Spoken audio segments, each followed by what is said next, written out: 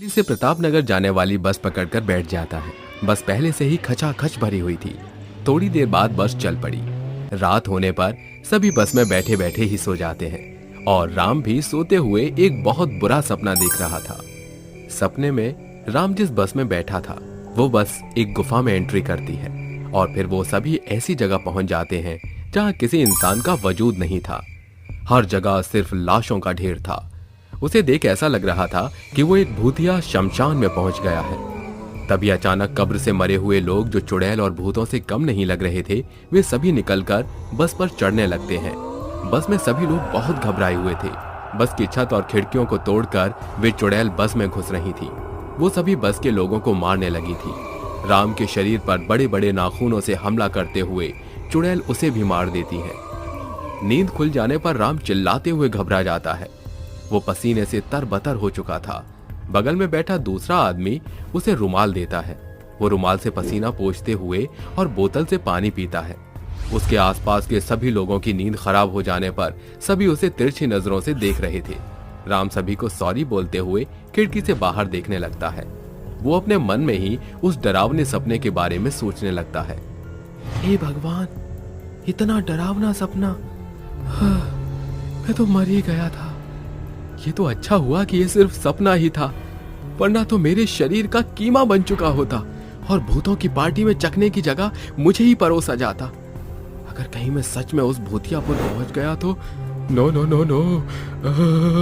मैं तो horror movie देखने से भी डरता हूँ और न जाने वहां जाकर मेरा क्या ही हाल हो। राम सोच ही रहा होता है कि तभी बस एक गुफा में एंटर करती है। राम को अपना भयानक सपना याद आने लगता है। धीरे धीरे बस गुफा के बिल्कुल बीच में पहुंच चुकी थी, लेकिन तभी अचानक बस रुक जाती है और बस का ड्राइवर सभी को खिड़कियां बंद करने के लिए कहता है। राम डर जाता है। कंडक्टर सभी को चेतावनी देते हुए बोलता है, सभी लोग अपना अपना सामान एक जगह इकट्ठा कर लो और खिड़कियां बंद करके पर्दे लगाकर शांति से बैठ जाइए। ये एक भूतिया गुफा है जिसमें चुड़ैलों का वास है। वो किसी भी चमकती हुई चीज को देखकर उससे आकर्षित हो जाती हैं।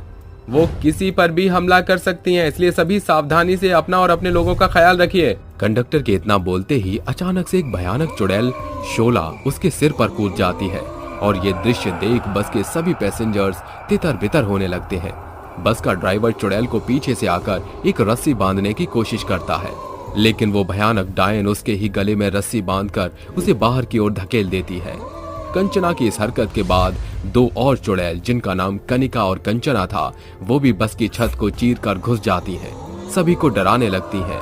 अपनी खूंखार आवाज में शोला कनिका और कंचना से बोलती है, फटाफट से तुम दोनों सभी लोगों को अपने पेट में भर लो, एक जिंदा बचना नहीं चाहिए। मैं तो इन सभी को अपने हाथों से मसलकर इनकी चटनी बना लूं और उसे इंसानों की बनी चमड़ी के डोसे के साथ खाऊं। बहुत हो गया डोसा, लेकिन अब तो मैं कुछ और खाना पसंद करूंगी। मुझे तो इंसानों के दिल खाने का बहुत मन कर रहा है। जो करना है जल्दी करो, क्योंकि तुम्हारा पेट भरने के बाद हमें इन लोगों को भूतियापुर ले जाकर इनका गोश्त तैयार करना है। लेकिन क्यों लेकर जाना है इन्हें? भूतियापुर में एक खास दावत रखी है जिसमें महाराज चांडाल इंसानों का गोश्त खाएंगे। हम तीनों को दावत की सारी जिम्मेदारी दी गई है। हाँ, मुझे भी पता है। शोला इतना बोलकर कनिका और कंचना आपस में मजाक करते हुए बोलती हैं। कनिका, अपना मोबाइल फोन निकाल और जल्दी से एक सेल्फी लेकर इंस्टाग्राम पर अपलोड कर दे। हमारे सारे भूतियापुर के लोगों को पता तो चले आज हमारी पार्टी चल रही है। अरे रुक जा, अभी पेट पूजा तो कर लेने दे, उसके बाद लूंगी सेल्फी तेरे साथ, वो भी स्नैपचैट वाली। हाँ हाँ बिल्कुल, मैं तो पोज पर पोज मारूंगी। तुम दोनों को पेट पूजा की पड़ी हुई है। तीनों इतना बोलकर डरावनी आवाज में हंसने लगती हैं। ड्राइवर के मर जाने के बाद बस चलाने वाला कोई नहीं था। कंचना बस में चिल्लाते हुए बोलती है, अगर तुम लोगों में से किसी को भी बस ड्राइविंग आती है तो इस बस को चलाकर भूतियापुर ले चलो, वरना यहीं सबके गुर्दे और फेफड़े निकाल कर हिसाब कर दूंगी। कंचना की बात सुनकर राम थोड़ा और घबरा जाता है, क्योंकि वो भी एक बस ड्राइवर था। कंचना उसकी घबराहट को भांप लेती है और उसकी गर्दन पकड़ते हुए बोलती है, मुझे लगता है कि तू हमसे कुछ छिपा रहा है। मैं बस ड्राइवर हूँ और मुझे बस चलाना आता है। बस इसी वजह से मैं घबरा गया था। अगर तुझे बस चलाना आता है तो चल, ड्राइवर की सीट पर बैठ और बस को भूतियापुर ले चल। इसको ये मजाक लगता है, इसको तेरी बात समझ नहीं आई, इसलिए पहले इसने ये बात नहीं बताई। शोला पीछे से आकर राम की गर्दन पकड़कर उसे ड्राइवर की सीट पर बैठा देती है और उसे भूतियापुर की तरफ बस ले जाने को कहती है। राम बस को स्टार्ट करके आगे की ओर ले चलता है। वो डर से कांप रहा था।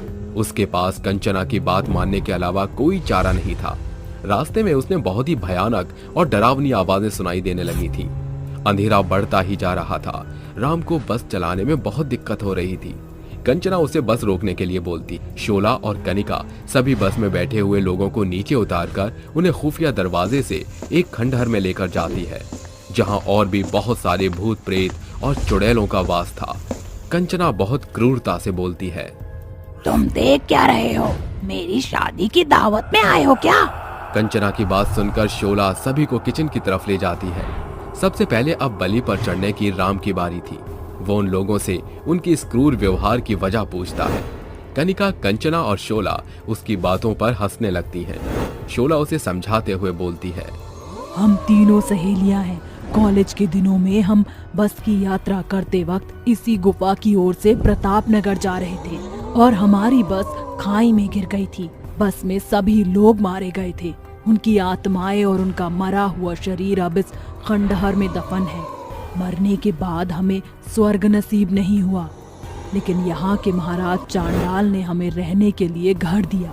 तब से हम यहीं रहते हैं और इस गुफा से गुजरने वाली हर बस को हम इसी तरह कब्जे में कर लेते हैं।